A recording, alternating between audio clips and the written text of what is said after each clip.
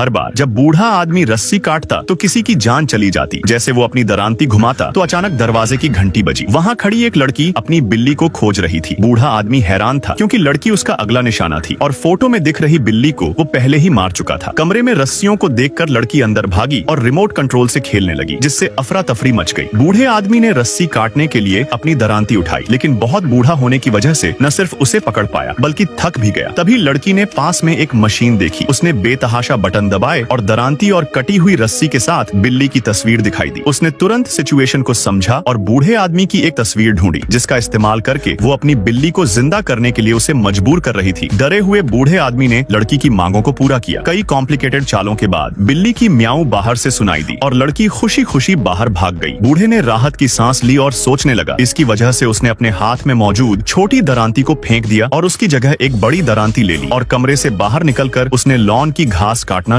जैसे ये सफेद आदमी सीढ़ियों से उतरता है, वैसे ही ये औरत बिल्कुल रुक जाती है और बिल्कुल स्टैच्यू की तरह खड़ी हो जाती है। वो अपने बेटे को समझाती है और वो अपने पिता से कहता है कि वो बिल्कुल भी ना हिले। ये लड़का अपनी गर्लफ्रेंड के गिलास में वाइन डाल रहा होता है, पर वो बिल्कुल रुके होते हैं। ये सब भी फुटबॉल खेलना रोक देते हैं, बल्कि ये छोटा बच्चा भी सफेद आदमी की वजह से रुक जाता है। सबसे पहले ये इस आदमी के पास आता है और फिर बच्चे को देखता है। इसके बाद ये सफेद आदमी डरी हुई औरत के पास जाके कुछ देर रुकता है। जब उसे कुछ मूवमेंट नहीं दिखती तो वो आगे बड़े बाल वाले के पास जाता है। ये भी नहीं हिलता, पर इसकी किस्मत इतनी अच्छी नहीं होती। जैसे ही सफेद आदमी आगे बढ़ता है, कुछ खतरनाक होता है। इसके ऊपर एक मक्खी आकर बैठ जाती है और वो अपनी पलकें झपका देता है और ये उसे पता चल जाता है। अब सफेद आदमी गुस्से से मुड़ता है और इस आदमी को गला दबाकर मारने लगता है। अब यहाँ औरत अपने बेटे और पति को लेकर डर के भागने लगती है। इसके बाद अगले पार्ट के लिए सब्सक्राइब करें।